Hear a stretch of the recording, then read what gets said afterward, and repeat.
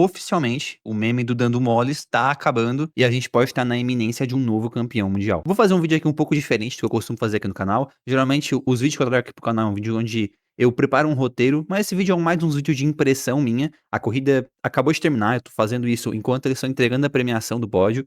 E eu queria trazer esse vídeo para fazer a minha opinião. Mais do que uma análise de forma geral, mais a minha opinião mesmo sobre essa corrida. Eu queria começar falando com vocês, primeiro sobre o Gabriel. Cara, eu acho que, pra geral, foi um banho de água fria, pra não falar uma decepção. Ontem na sprint, depois do primeiro momento, que foi um susto, porque foi uma panca muito forte, a gente já ficou um pouco, não é decepcionado a palavra certa, mas, tipo, desanimado, porque ele vinha fazendo um bom fim de semana. A corrida sprint dele não foi brilhante, mas estava sendo consistente. Se eu não me engano, ele largou em 14º, estava acho que 11º, né, quando ele bateu, e eu ainda não entendi direito se o acidente dele foi culpa dele ou se foi culpa do DRS que não fechou. Até onde eu sei, o DRS fecha ou tira o pé do acelerador ou aperta o freio. E a asa dele não fechou, então eu acho que ele não fez nenhuma dessas duas coisas. Mas uma coisa também que aconteceu foi uma volta antes dele bater, foi que ele chegou a passar o álbum da mesma forma que ele bateu. Ele mergulhou por dentro no S do Senna, e aí na reta oposta ele foi reultrapassado pelo álbum. Só que na segunda vez que ele foi fazer isso, ele bateu e prejudicou o final de semana dele, teve que largar da última posição. Até os mecânicos da Sauber fizeram assim, cara, uma coisa absurda, quase arrumaram carros em 3 horas, um carro do zero, que é um absurdo. E a corrida dele, ele largou bem. Ele tava fazendo ultrapassagem, se eu não me engano, o Hamilton caiu, ele chegou, tinha passado o Hamilton, se eu não me engano. Ele tinha passado, acho que o Ocon, ele tinha passado o Stroll, antes do Stroll fechar ele e ele bater. Sinceramente, gente, eu não vou dar minha opinião aqui se foi culpa do Stroll ou se foi culpa do Bortoleto, porque eu vi a imagem 2 vezes só. A impressão que eu tive foi de que ele tinha passado o Stroll por fora, o Stroll tinha o Tsunoda na frente dele, o Stroll, ele foi pelo meio dos dois, assim, pelo que eu me lembro mais ou menos. Shake and win millions of prizes with the AliExpress $1 Challenge. Ele foi pelo meio dos dois, assim, pelo que eu me lembro mais ou menos, e o Stroll acabou espalhando um pouco mais do que deveria e fechando o Gabriel. O Gabriel, sem ter pra onde ir, pisou na grama, o carro dele rodou e bateu. Eu não consigo dizer que é culpa totalmente do Stroll, porque às vezes o Stroll foi estar desviado do Tsunoda, porque como eu tô falando pra vocês, eu tô gravando isso aqui, a corrida recém terminou, então eu não sei, eu não vi a imagem por completo. Mas também eu não consigo botar a culpa no Gabriel porque ele foi fechado. Ele estava tentando ultrapassar o Stroll. Então, assim, eu acho que acidente de corrida faz parte, é um banho de água fria pra gente, porque eu particularmente, eu tinha pra mim que ele ia fazer uma puta corrida. Não sei porque eu estava sentindo que ele ia fazer uma puta corrida. Mas se a gente pegar todo o histórico da maioria dos brasileiros, na primeira corrida em casa, a maioria deles abandonou, o que é um dado absurdo. Eu até não lembro bem de cabeça, tô falando isso de cabeça, tá, gente? Se eu não me engano, os únicos que não abandonaram foi o Emerson Fittipaldi, que eu acho que se não me engano, ele ganhou a primeira corrida que ele fez em Interlagos. O Felipe Nasser, que eu vi só na transmissão, que terminou em 14º. E o Rubinho, o Massa, o Piquet, se eu não tô enganado, eles todos abandonaram no primeiro GP em casa, o que é um dado bem curioso, pra ser honesto. Algo que aconteceu logo depois do safety car do Gabriel foi ali a punição do Piastri. Cara, eu achei particularmente absurdo. Se a punição realmente foi pelo acidente, foi pela freada do Piastri, que ele quase tocou no Kimi, cara, é um absurdo, porque o Piastri literalmente fritou os pneus pra não tocar no Antonelli. E o Antonelli fechou o Piastri, não deixou espaço. O Antonelli também tem culpa? Cara, pra mim também não. Porque é uma corrida, cara. Tipo assim, o S do Senna não é tão largo. Cabe 3 carros? Cabe, mas eles estão em muita alta velocidade. É muito difícil, tipo assim, o Kimi tinha que ter deixado 1 centímetro a mais de espaço. Cara, é uma interpretação, assim, muito difícil. E a mesma coisa pro Piastri. Punir ele, porque o retrovisor tava 2, 3 centímetros atrás do retrovisor do Kimi, cara, é de um absurdo, assim, que não tem sentido. Agora sim, se a punição foi por conta do safety car, por ele ter chegado perto do Kimi demais na relargada, aí beleza, aí é uma questão que não tem interpretação, é uma coisa que assim, é um fato, se ele realmente cometeu esse erro, beleza. Mas agora, se a punição é por conta do mergulho dele, onde ele tentou ultrapassar o Kimi e o Leclerc, assim, gente, é um absurdo. É literalmente um absurdo e acabou com a corrida do Piastri. A corrida dele já não foi grande coisa, terminou acho que em quinto, não foi nada demais. Assim, largou em quarto, terminou em quinto, corrida péssima do Piastri, mas, querendo ou não, a punição também atrapalhou bastante. Não tinha ritmo pra chegar no Norris, mesmo quando estava em segundo. O Norris estava abrindo e ele ficou.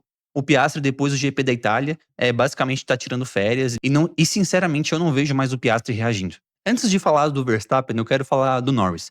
Cara, o Norris tá com 8 dedos na taça. Ele tá, se eu não me engano, a 50 pontos do Verstappen, 24 do Piastri. E assim, particularmente, se fosse o Verstappen que tivesse a 24 pontos do Norris, eu diria que ainda temos um campeonato. Mas como é o Piastri e ele tá muito mal, eu não sei se de cabeça, se o carro ele não tá conseguindo guiar o carro, não sei, mas ele tá muito mal. Eu de verdade, eu queria muito que a gente visse um campeonato lutado até o fim, mas eu não vejo mais o Piastri, tendo capacidade de chegar no Norris. O que eu tô vendo no Piastri, nesse final de temporada, é um sentimento que eu acho que a gente tinha com o Norris no ano passado.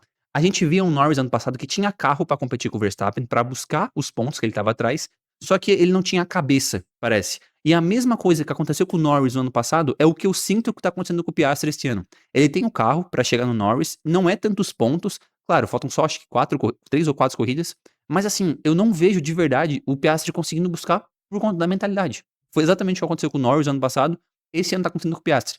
E até um outro ponto, cara, se não fosse o ano de 2024 do Norris, eu acho que dificilmente ele conseguiria estar como ele tá esse ano.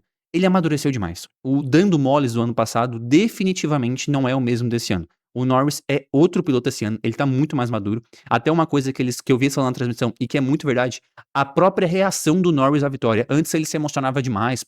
Não sei, não que isso seja ruim, mas ele demonstrava mais, tipo assim, mais numa euforia. Agora não, ele tá muito mais sereno, muito mais calmo. As próprias entrevistas dele, é tudo muito mais calmo, mais sereno. Não sei, ele tá com uma mentalidade mais calma e fria de campeão. É algo que, assim, deu de perceber se a gente comparar com o ano passado, e eu acredito que isso só tá acontecendo por conta da temporada do ano passado. O Piastri, querendo ou não, ele é a terceira temporada dele na Fórmula 1. Ele é um moleque muito novo. Se ele vai ter outra oportunidade de disputar o título, eu não sei. Pode ser que sim, porque ele é um piloto jovem, um piloto muito promissor, ele pode ir pra uma outra equipe disputar, ou ele pode ficar na própria McLaren mesmo disputar. Só que eu acho que falta pra ele essa casca que o Norris ganhou ano passado pra ele poder disputado. Se o Piastri já tivesse desenvolvido essa casca antes, igual o Norris, pode ter certeza que ele estaria disputando muito melhor com o Norris do que agora. Mas como ele não tem essa casca, e essa casca ele tá ganhando esse ano, eu acho que esse campeonato já tá pro Norris, é 8 dedos na taça, e o Verstappen a 49 pontos atrás, cara, pra mim não tem mais como. Agora eu não lembro se é 3 ou 4 corridas que falta, acho que é Las Vegas, Qatar e Abu Dhabi, se eu não me engano. Acho que Qatar tem corrida sprint, né, mas cara, não tem como. Mesmo que o Verstappen ganhe uma corrida e o Norris abandone, ele ainda vai estar 25 pontos atrás, faltando 2 corridas.